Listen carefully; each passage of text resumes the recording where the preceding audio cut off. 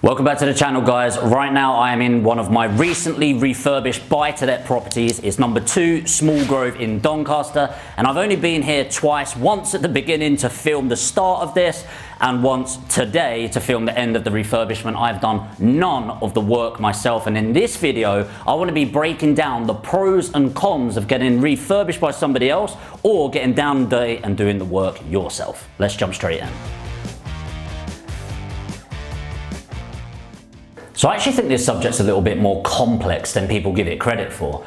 And I think it depends on where you are in your journey. So let me go back 10 years, almost to the day. My first ever property that I bought was 36 Burdett Street. It was a 3-bed mid-terrace property in Burnley for £21,800. That may sound cheap. Fast forward today, it's probably still worth £21,800. And I pretty much did all the work myself. Now, I remember this being one of the most valuable experiences that I ever had in my life. So I was pretty hands-on growing up. You know, my family are builders, plasterers, sparkies, all of that. So I always learned to use my hands. I'm fairly handy and useless at the same time. So there were pros and cons of this. The first thing I want to talk about is experience.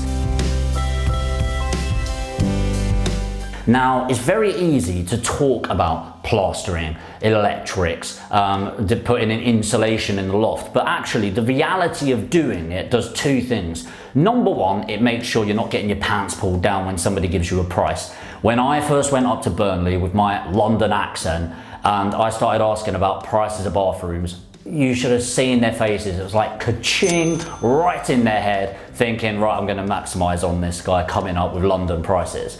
But the fact that I had a bit of background meant that I could confidently go, mate, that is absolutely ridiculous. I know the rates, it's not going to cost that, it'll be this. And it made sure that I'm able to get that and mitigate it down. So it gives you that confidence.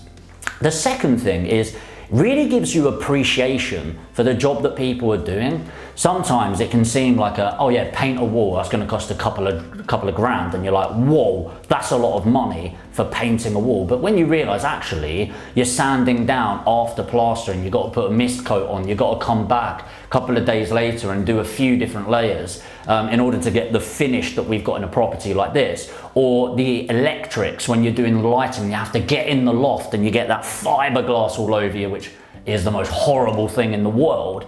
You really get an appreciation for the value that they're doing. But the main thing that I got from that is two things. Number one, the experience to say I've done it, I understand the effort, and the experience to say I will never do it again. So the next thing really is price versus value. So it's really hard to tell because it depends on the level of refurbishment. But let's say we split it 50-50 and we said 50% of a refurbishment is materials. It's probably not, it's probably a bit more, but let's say 50-50, and 50% is on the labor that you're saving on. So first of all, you need to think about your experience level, because for example, you can do the wiring. It's actually really not that big of a deal wiring up a property. You just need to know the right wires and the right placement. You can get somebody to tell you what to do on that. Like a Sparky's mate or a labourer can do that pretty simple. The issue with the electrics is actually connecting it up to the consumer unit and signing it off, which you legally cannot do.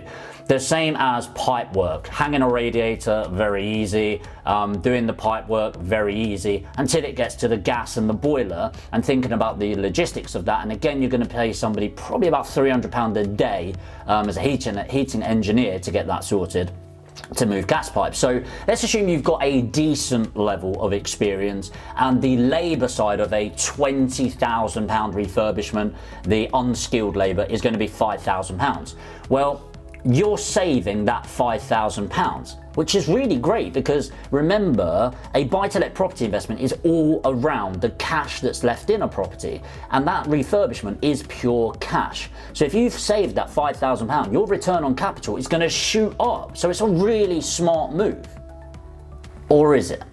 See, the thing is, so many people focus on mitigating their costs instead of maximizing the profits that they can make. So for example, I'd rather spend £5 more on a refurbishment, because let's face it, even if you're paying £50 an hour, and it's 100 hours of labor there, which, by the way, you don't pay out £50 an hour. It wouldn't even be £25 an hour for unskilled labor. It'd be something like £15 an hour, right? But let's say it was £50 an hour. That's 100 hours. Are you telling me that in 100 hours, which is around a month, by the way, when you really break down the working time, in a month's worth of your time and effort that you spent on this property, you couldn't raise more money? You couldn't go out there and find another property investment? Now, people say, focus on the pennies and the pounds will look after themselves. It's a poor person's mentality. Instead, I would encourage you to focus on the pounds and leave the pennies well alone. The final thing kind of ties in with time, and that's your ongoing liability.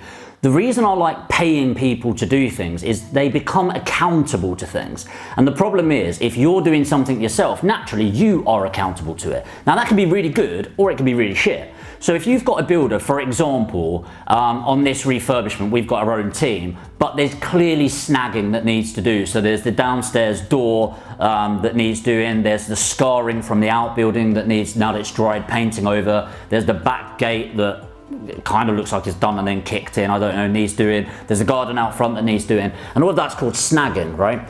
And there's bits of the carpet where it's a bit wavy, needs taping it, tacking in properly. So all of this snagging, if you do it yourself, naturally you either accept a lower quality finish to your property, which is always unacceptable, by the way, always unacceptable, or you have to go back and do it. And again, each time you're coming back to do that is a time that you're focusing on the pennies instead of the pounds. And it's the same with other people. If you're paying them, you have to understand that it could be there's an issue with the electrics that happens in a couple of months that were unforeseen. Maybe there's something that keeps disconnecting. Maybe the wiring's slightly off. Whatever it is, somebody's going to have to come back and be accountable to that.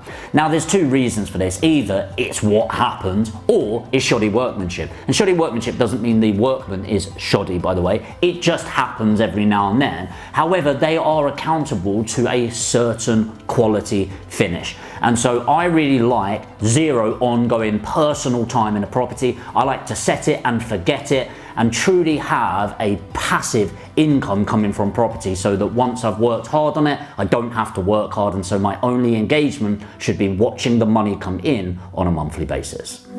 So to wrap this up, honestly, I really think it depends, but I would say in 99% of these situations, you should not be dreaming about doing the works yourself. It's a false economy. So I mentioned 36 Burdett Street, the first property I ever did. What I didn't say is it took me 9 months to refurbish something that should have taken me about 6 to 8 weeks at the time. The reason was 240 miles away. I was at uni at the time, and so I was going up every single weekend to do that. So let's say you are in the situation where you've got a background, maybe you're a sparky or a joiner or a plumber or a kitchen fitter, whatever it is, and you've got that team around you. It might make sense for you to get involved in the first couple of projects, make sure the team's working together, and then project coordinate it. However, for 99% of you, it makes so much sense to lose a bit of the profit and focus on the velocity of money. See, most people actually accumulate their wealth through the velocity of money, not through making as much money as possible on each deal. Let me give you an example.